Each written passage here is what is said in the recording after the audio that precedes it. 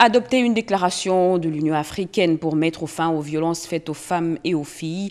6 chefs d'État ont répondu présents à Kinshasa sur invitation de leur homologue congolais et président en exercice de l'Union africaine à la conférence des hommes sur la masculinité positive.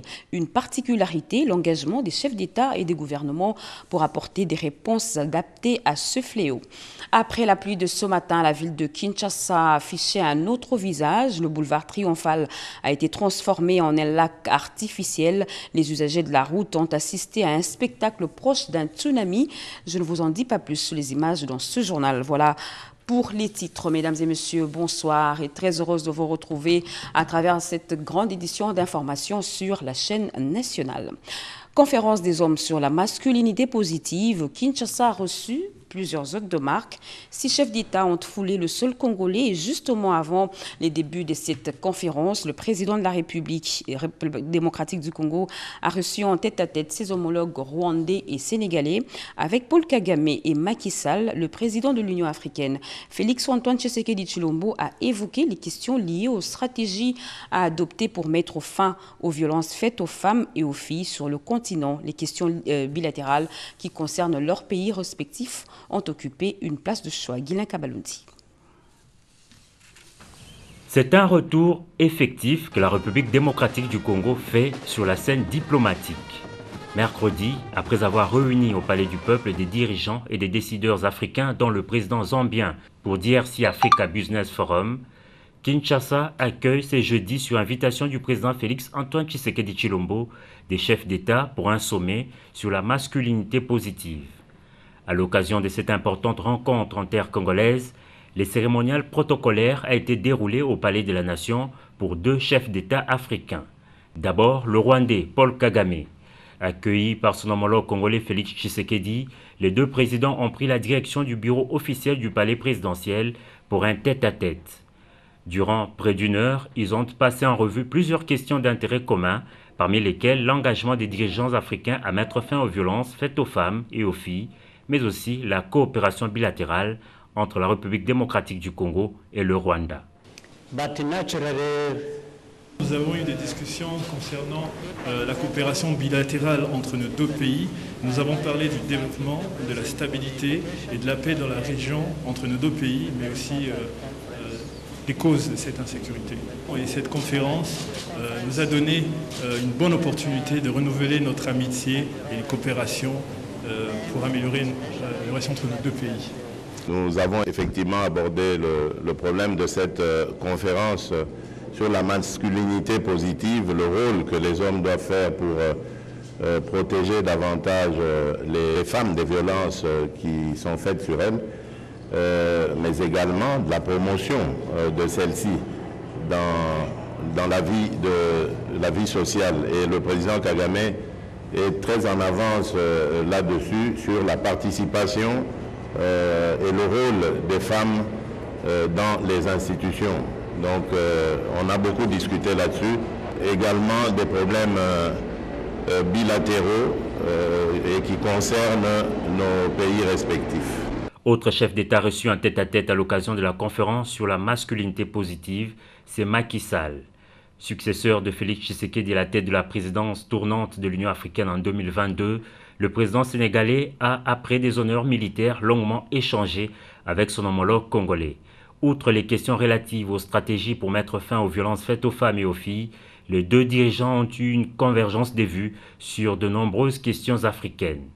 Motif de joie pour le président Macky Sall, appelé à suivre le chemin bien tracé par son prédécesseur au service de l'Afrique.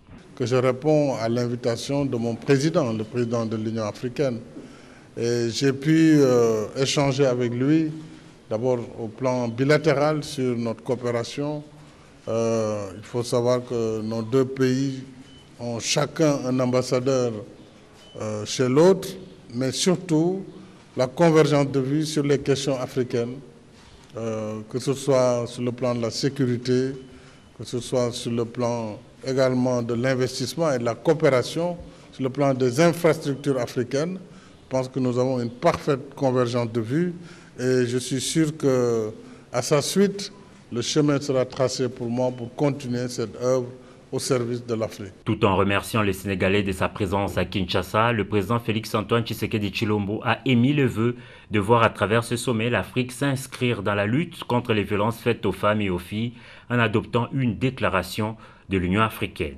Nous allons vraiment envoyer ce message. Il y a d'autres chefs d'État aussi qui sont avec nous pour dire ensemble haut et fort combien nous condamnons ce phénomène de violence faite aux femmes et aux filles et combien nous nous inscrivons dans la lutte contre ce fléau. Et notre engagement, nous le voulons non seulement africain, mais au-delà, qu'il soit vraiment international, mondial s'il le faut. Nous avons donc parlé des problèmes qui sont les nôtres au niveau africain. Le Congo-Brazzaville a aussi répondu à l'invitation du président Tshisekedi pour ce grand rendez-vous qui se tient au fleuve Congo Hôtel de Kinshasa. Prennent également part à ces assises le chef d'État ghanéen Nana Akufo-Addo et le Togolais Faure Gnassingbé Eyadema. Kinshasa, nous vous l'avions dit, capitale de l'Afrique depuis ce matin. Ces chefs d'État ont marqué leur présence à la conférence des hommes sur la masculinité positive organisée au fleuve Congo Hôtel de la Gombe, un grand rendez-vous africain pour mettre un terme aux violences faites aux femmes et aux jeunes filles. Retour sur l'arrivée de quelques chefs d'État africains à l'aéroport international du Chili. Suivez. La République démocratique du Congo devient de plus en plus fréquentable et retrouve ses lettres de noblesse grâce à la diplomatie forte et agissante du président de la République et président en exercice de l'Union africaine, Félix-Antoine Tshisekedi Tshilombo. Deux chefs d'État africains sont arrivés à Kinshasa ce jeudi 25 novembre 2021 en début de matinée. Il s'agit du Rwandais Paul Kagame et du Togolais Faure Gnassingbé Eyadema. À 9h40, c'est l'heure à laquelle l'avion transportant le président rwandais s'est posé sur le tarmac de l'aéroport international d'Ndjili. Il est accueilli à sa descente par le Premier ministre Jean-Michel Samaloukonde, du vice-premier ministre, ministre de Pétentique et du commandant de la ville, province de Kinshasa. Après un bref moment de repos au salon présidentiel de l'aéroport international d'Ndjili, le cortège du président Kagame s'est dirigé au centre-ville de Kinshasa. Faure Gnassingbé Eyadema, le président togolais, est arrivé exactement une heure après. Accueilli par le Premier ministre Jean-Michel Samaloukonde, qu'accompagnait le vice-premier ministre, ministre du Transport et Voies de Communication, Chérubin Okende, il a été installé au salon présidentiel avant de rejoindre le centre-ville de Kinshasa. Les deux hôtes vont assister à la conférence sur la masculinité positive qui se tient à Kinshasa ce 25 novembre 2021. Forum axé sur les violences sexuelles en période des conflits, au mariage et grossesse précoce, aux mutilations génitales et autres pratiques culturelles néfastes, à l'accès limité à la terre et aux autres ressources et la participation des femmes aux prises de décisions. Olivier Moucheté, directeur général de l'ICCN, déplore l'assassinat des gardes dans le parc Virunga. Il s'est dit également préoccupé de la dégradation des écosystèmes naturels en République démocratique du Congo. Il livre cette information au président du Sénat, Modeste Bahati-Lukwebo, qu'il a reçu en audience. Les speakers de la Chambre haute du Parlement a également échangé avec l'ambassadeur de la République démocratique du Congo en Allemagne, venu lui informer de la tenue du 16e sommet sur la gouvernance numérique qui va se tenir du 6 au 10 décembre prochain en Allemagne. Regardez. La République démocratique du Congo va participer au 16e sommet sur la gouvernance du numérique qui va se tenir du 6 au 10 décembre de l'année en cours en Allemagne, dans la ville de Katowice. L'ambassadeur de la RDC accrédité en Allemagne, Clémentine Chakembo Kamanga, en a informé Modeste Bahati-Lukwebo, le président du Sénat, lors d'une audience lui accordée dans son cabinet du Palais du Peuple. Je suis venu présenter mes civilités au professeur Bahati en sa qualité de président du Sénat. Parce que depuis qu'il est à ce poste, je n'ai pas eu l'opportunité de venir le féliciter directement. Et j'en ai profité pour annoncer le 16e sommet de la gouvernance du numérique qui va se tenir du 6 au 10 décembre dans la ville de Katowice, en République de Pologne, afin de permettre à plusieurs institutions d'y prendre part. Il a apprécié et il va faire en sorte que plusieurs d'entre les Congolais puissent y prendre part parce que la gouvernance du numérique est très importante en ce moment. Et là, c'est le 16e sommet et je pense que c'est la première fois que notre pays va y prendre part. Le président du Sénat a également échangé avec le directeur général de l'Institut congolais pour la conservation de la nature, ICCN, Olivier Moucheté, qui a fait part à Modeste Bahati des activités de sa structure, a déploré en outre l'assassinat des gardes de l'ICCN dans le parc Virunga avant de se dire préoccupé de la dégradation des écosystèmes naturels dans le pays. Il a aussi émis le vœu de voir la paix revenir dans l'est de la RDC pour permettre au pays de réactiver le tourisme dans cette partie. La délégation du groupe JIMA a bouclé la boucle des audiences aujourd'hui au Sénat. Conduite par son directeur général, cette délégation dit vouloir accompagner le gouvernement congolais dans la mise en œuvre de la vision du chef de l'État, Félix Antoine Tshisekedi Tshilombo, de diversifier l'économie congolaise. Ce groupe, qui est déjà présent dans plusieurs pays africains, dont la Côte d'Ivoire, le Maroc et la Tunisie, veut évoluer dans la mécanisation du secteur agricole et la formation du personnel du secteur agricole. Le temps a sonné pour que l'Afrique joue le rôle de premier plan dans la transition énergétique. DRC Africa Business Forum 2021, ouvert hier à Kinshasa par le chef de l'État, est une opportunité pour le pays avec la production des batteries électriques. Au deuxième jour des travaux organisés au Pullman Hotel, tous les panélistes ont formulé des recommandations. Joseph Oscar Balkaïch pour les détails. Un véhicule électrique émet 5 fois moins de gaz à effet de serre qu'un véhicule utilisant les énergies fossiles. Ces travaux en atelier placés sous le thème « Optimiser les opportunités d'investissement dans la chaîne des valeurs pour la fabrication des batteries et véhicules électriques » ont regroupé des délégués venus de différents pays qui se préparent à une transition énergétique. Des pistes de solutions ont été proposées pour faire face à cet enjeu. La RDC se positionne comme leader régional grâce à son cobalt et son lithium et aussi à son réseau énergétique.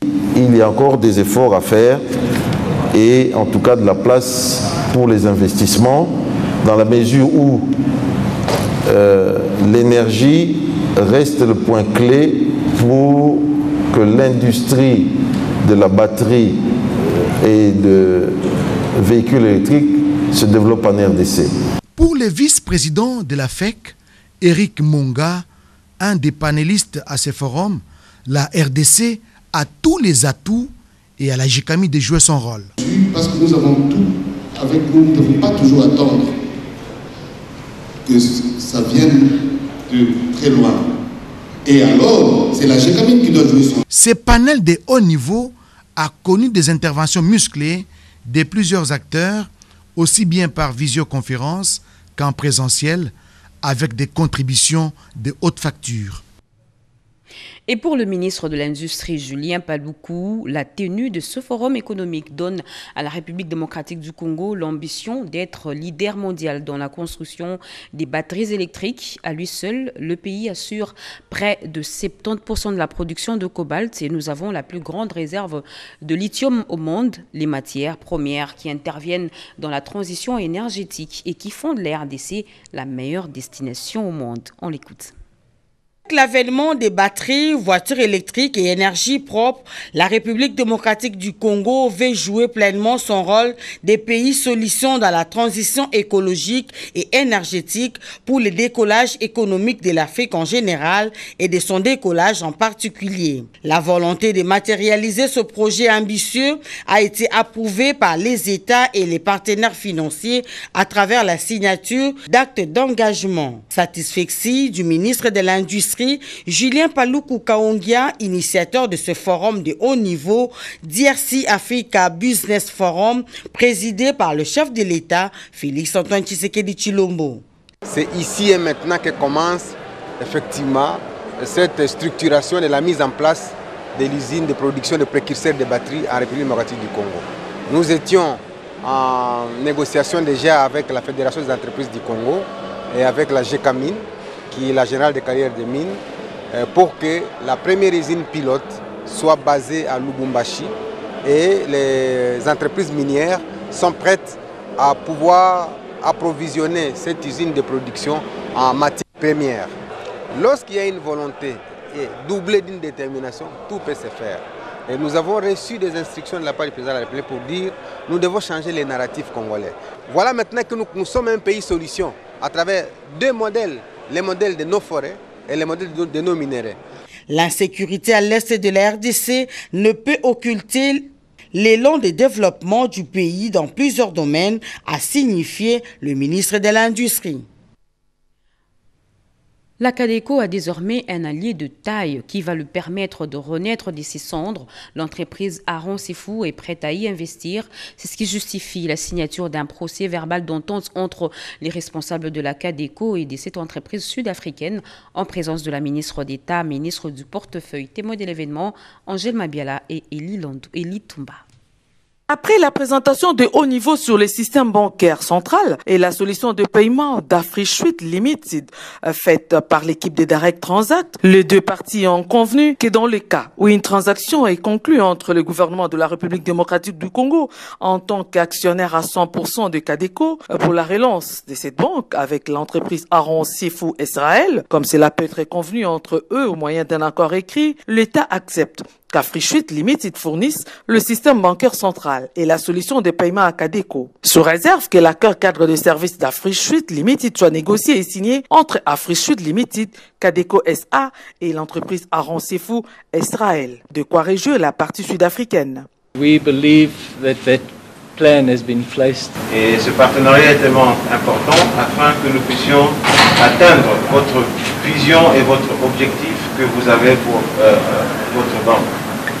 Que ce service puisse inclure toute la population de la RDC dans le système de fonctionnement bancaire. La réaction de la ministre d'État en charge du portefeuille, la princesse Adèle Kaïnda Maïna, ne s'est pas fait attendre. Pour nous, au portefeuille, le temps, c'est un allié incontournable de la réussite de la bonne gouvernance.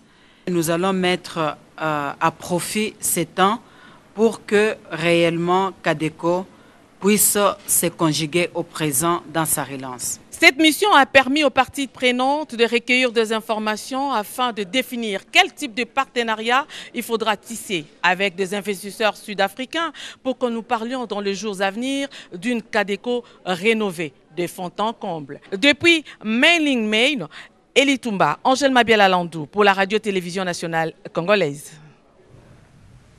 Les enfants congolais plaident pour la sauvegarde des forêts congolaises qui ont de l'impact sur leur vie et leur santé. Plaidoyer fait le 20 novembre dernier à l'occasion de la célébration de la Journée internationale de l'enfant qui avait pour thème lutter contre le changement climatique. Rodi Panda.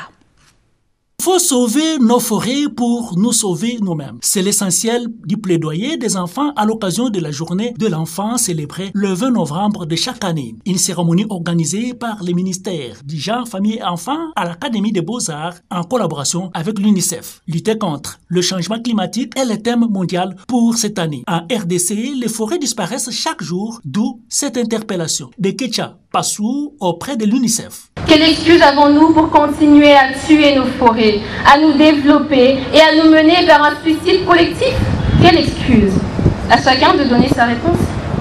Moi, je vous dis, il faut sauver la nature pour nous sauver nous-mêmes. Le représentant de l'UNICEF, Edouard Beldeler, a rappelé les engagements pris par la RDC en ratifiant en 1990 la Convention relative aux droits des enfants. La RDC a pris une série d'engagements. Elle considère que chaque enfant, de milieu urbain ou rural, doit par conséquent jouir de tous les droits individuels que lui confère la Convention des droits de l'enfant. Au nom du ministre des Gens, Famille et Enfants, la ministre de la Formation professionnelle, Antoinette Kipoulou, a lancé la quinzaine de l'enfant au cours de laquelle plusieurs activités sont organisées. La représentante de Gisèle Ndayalou Seba a indiqué que cette journée est une occasion de promouvoir les droits de chaque enfant. Le ministère du Genre, Famille et Enfants, avec l'appui de ses partenaires techniques et financiers, ne ménage aucun effort pour mettre en place un environnement plus protecteur de celui-ci. C'est dans cet esprit que j'annonce l'organisation de la quinzaine des droits de l'enfant. Quelques photos exposées ont rappelé l'importance de nos forêts. Quittons Kinshasa pour Kisangani Boyoma, qui se prépare à recevoir une hôte de marque. La très distinguée première dame Denise Nyakeru Tshisekedi est attendue demain vendredi, sauf imprévu. La ville porte chaque jour un peu plus les couleurs et les Boyomais s'impatientent de voir celle qu'ils appellent messagère du peuple. Naïcha Kielamouila et Charmant Lelo nous font revivre l'ambiance sur place. Regardez. C'est un jour ordinaire et comme chaque matin, plusieurs Boyomais passent par cette historique place du Canon pour rejoindre leurs occupations. Vous l'avez certainement deviné, nous sommes à Kisangani, chef-lieu de la province de la Chopo. La ville s'apprête à sortir de sa routine quotidienne avec l'arrivée annoncée de la première dame de la République, Denise Nyakeru Tshisekedi. Une visite très attendue par la population boyomaise qui trouve en l'épouse du chef de l'État leur porte-voix. Moi je suis très satisfait. Pourquoi? Parce qu'elle vient pour visiter les gens, les habitants de Kisangani, pour voir leurs besoins, qu'est-ce qui se passe aussi ici. Tuko na maneno mingi hapa Kisangani. Tuko na magumu. Par exemple, problème ya courant inagawia sana, tunaishi bila moto. Tozangi ba matériel na biso ya musala oyo surtout oyo esungaka biso neti pirogue ya munene tozana yango te, ba matériel ba machette donc tozana yango te. Yango tozolela atake soki mama na biso soki akoya awa vraiment ekozala malamu mingi. Melo tokosenga kaka biloko tozolela ka yango na pati. Atela biso balabala courant makambu donc na Kisangani toza province moko eza sima makasi. Kazi haiko, mabalabala na libika, tuko nateseka vraiment sana. En tout cas, mama azwela biso solution na likambo. Tobeti vraiment tangwa makasi pona likambo ya électricité awa na Kisangani. Vraiment fouti. Vous l'aurez compris, les Boyomais attendent beaucoup de la visite de la première dame, visite qui sans nul doute va porter des fruits. Après Kisangani, Bunia, Buta et Isiro seront les prochaines étapes de ce périple de la présidente de la Fondation Denise Nyakeru Tshisekedi. Et comme partout où elle est passée, ses actions seront orientées vers les 4 axes de sa vision, à savoir la santé, l'éducation, la lutte contre les violences basées sur le genre et l'autonomisation de la femme. Depuis Kisangani, Naïcha Kiala, Charmant Lelo et J.R. Diakiadi pour la RTNC. Le Royaume-Uni s'engage à accompagner le processus électoral en RDC. Son ambassadeur accrédité à Kinshasa, Emily Maltman, l'a dit au président de la CENI, Denis Kedi Matiti Samba et Hervé Mpoudi. La cadence s'accélère à un rythme effréné à la Commission électorale nationale indépendante, dont le président Denis Kadima Kazadi déploie des intenses activités à la faveur de multiples contacts indispensables pour la bonne marche du processus électoral qui doit aboutir au scrutin prévu en 2023. Ce jeudi 25 novembre 2021, le président de la centrale électorale a eu des échanges fructueux avec l'ambassadeur d'Espagne en poste en République démocratique du Congo, Denis Kadima Kazadi et Robles Carlos se sont convenus sur les garanties d'accompagnement de l'Espagne pour la réussite du processus électoral en RDC. Pour moi, c'était connaître une personnalité qui va jouer un rôle fondamental dans la vie politique du pays. La CENI, c'est l'institution qui doit organiser et donner les résultats provisoires des élections qui auront lieu normalement fin 23. La CENI jouera un rôle fondamental. Ce n'est pas seulement eux, évidemment, c'est la société, ce sont les partis politiques, les organisations de la société civile, les églises, etc., qui vont jouer aussi. C'est évident qu'une élection, ce n'est pas seulement un processus d'un groupe, c'est un processus de toute une société. Bon, nous allons participer avec l'Union européenne. Somme toute, la visite du diplomate espagnol à la centrale électorale traduit la volonté de son pays d'accompagner la RDC dans l'objectif de mener à bon port les différentes étapes conduisant aux élections crédibles, paisibles et transparentes. Vous venez là de suivre plutôt l'échange du président de la CENI, Denis Kadima, avec l'ambassadeur de l'Espagne à Kinshasa. La ville de Kinshasa, nous l'avions dit au début de ce journal, arrosée ce matin par une pluie diluvienne. Hormis les embouteillages habituels, les dégâts sont énorme. Vous allez voir sur ces images non professionnelles prises à partir d'un smartphone, le boulevard Triomphal, comme toujours en cas de pluie, était sous les eaux. Cédric Kenina nous décrit l'environnement. Sans doute en pleine rivière et curieusement avec un robot roulage au milieu de la voie lacustre. C'est plutôt Kinshasa ce matin après la pluie. Une image prise à partir d'un smartphone par un groupe de gens subjugués par la violence de cette pluie et disparition de la terre ferme. L'image la plus emblématique, c'est du côté siège des partis politiques, sur le boulevard Triomphal, complètement ou encore du moins quasiment submergé par les eaux de pluie, sous les regards parfois médusés des passants qui sont restés sans voix. Est-ce une randonnée fluviale? Vu d'une image partielle, on serait tenté d'y croire. Et quand ça dure, les voleurs en profitent.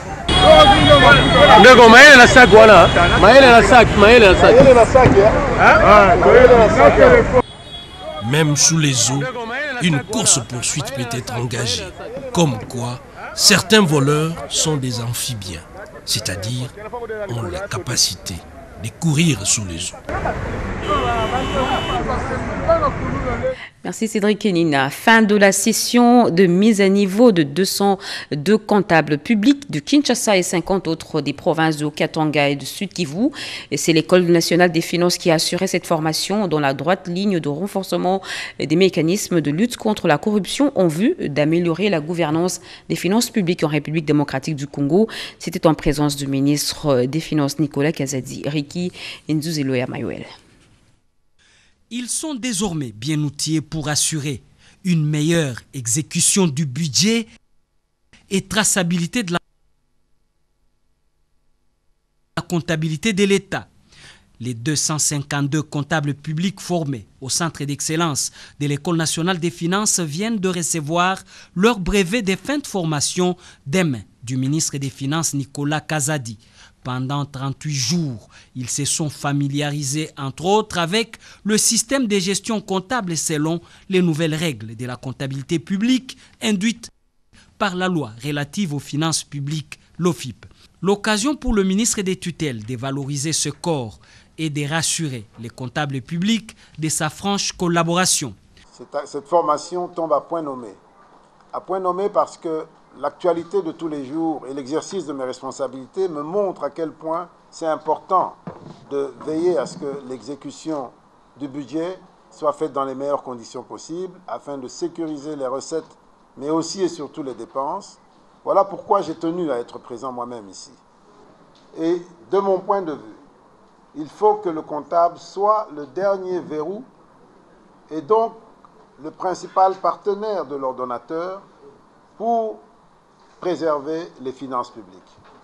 Le directeur général de l'ENEF, Jean-Paul Nyembo-Tampakanya, a plus plaidé en faveur de l'amélioration des conditions de travail des comptables publics qui doivent être encouragés et demeurer à l'abri de toute sollicitation malveillante. Des instructions du ministre des Finances ont été données illico au secrétaire général des Finances présent dans la salle. C'est grâce à l'appui de la Banque mondiale à travers le COREF Profit Congo, représenté par le coordonnateur Misenga, que le participant de Kinshasa, du Haut-Katanga et du Sud-Kivu ont suivi en présentiel et en virtuel cette session.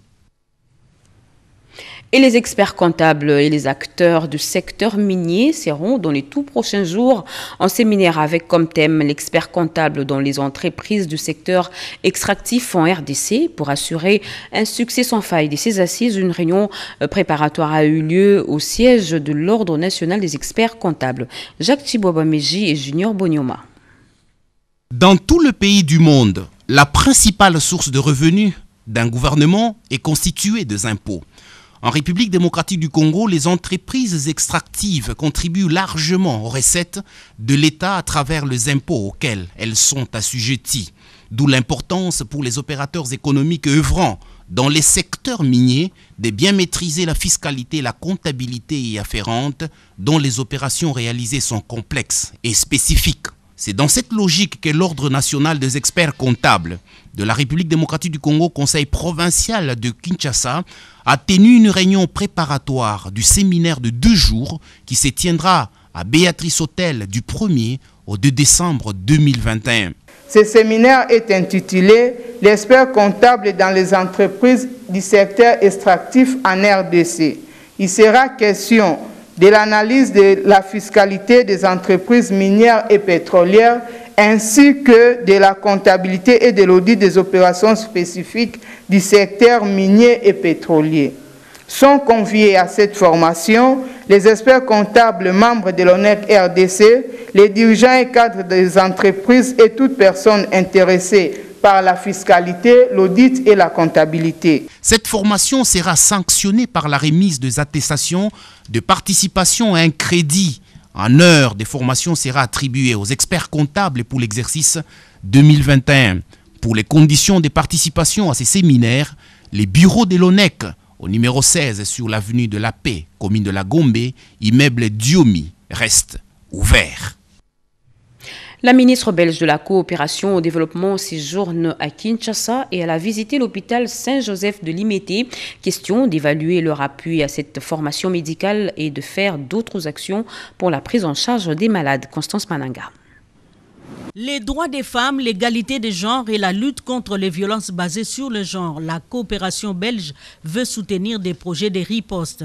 La ministre belge de la coopération au développement et de la politique des grandes villes, Myriam Kitir, accompagnée de la directrice exécutive de l'ONU-SIDA, Winnie Bianima, a visité l'hôpital Saint-Joseph de Limete. Cette structure sanitaire bénéficie d'un appui tant matériel que financier de la coopération belge à travers son agence de développement ENABEL.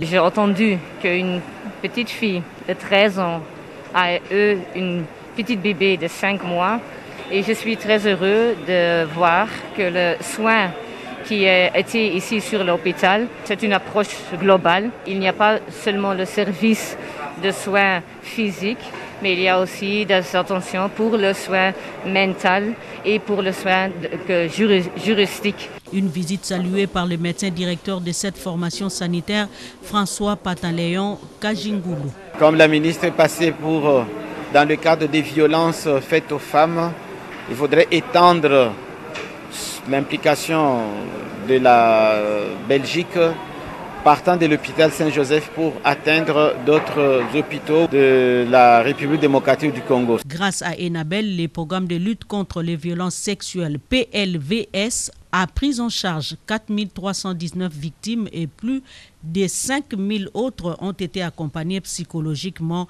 dans les provinces de Sud-Ubangi, Chopo et Kwilu. 1978 actions en justice ont été entreprises et 178 agents médicaux formés. Et la masculinité positive n'est plus qu'un simple concept, elle est devenue, et depuis ce matin, un outil à travers lequel les dirigeants et leaders africains, hommes, ont signé leur engagement dans la lutte contre les violences faites aux femmes et aux jeunes filles. Plusieurs chefs d'État et des gouvernements de l'Union africaine ont, en présentiel comme en virtuel, donné leur opinion au cours d'un sommet tenu à Kinshasa sous le haut patronage du président de la République démocratique du Congo et président en exercice de l'Union africaine Félix Antoine Tshisekedi Tshilombo, sommet qui s'est soldé par l'adoption d'une déclaration de l'Union africaine pour mettre fin aux violences basées sur le genre. Patrick Michel Moukoui nous en parle. Une dernière mise au point en aparté entre chefs d'État de l'Union africaine avant de composer et adopter une déclaration très attendue. Denis Sassou Nguesso du Congo-Brazzaville, Macky Sall du Sénégal, Nana Akufo-Addo du Ghana, Paul Kagame du Rwanda et Faure Gnassingbé du Togo ont aux côtés du président en exercice de l'Union africaine et président de la République démocratique du Congo, Félix Antoine Tshisekedi, marqué d'une empreinte leur présence à cette conférence des hommes chefs d'État et de gouvernement pour l'élimination des violences faites aux femmes et aux filles. Une première du genre qui justifie la prise de responsabilité de dirigeants africains à mettre un terme au fléau de la violence à l'égard de femmes et de filles en Afrique et de promouvoir la masculinité positive.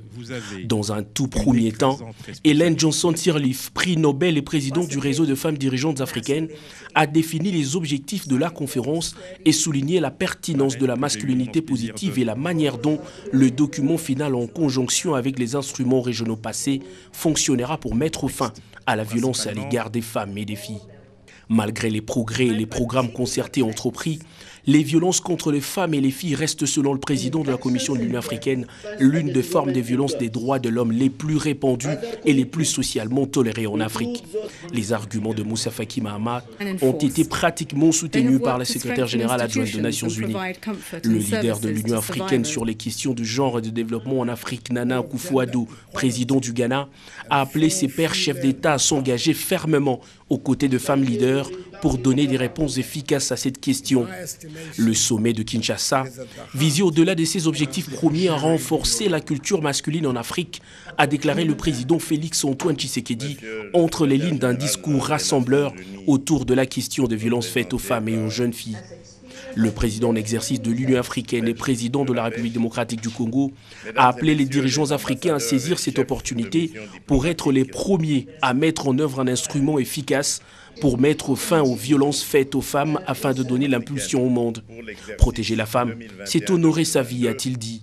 Attaquées dans leur intimité et intégrité physique, plusieurs femmes subissent de violences en zone de conflit et même dans les familles, avec au final un sentiment de honte et de peur pour les victimes, a précisé le champion de l'Union africaine sur l'éducation Macky Sall, président du Sénégal, qui a également partagé l'expérience de son pays à l'Assemblée.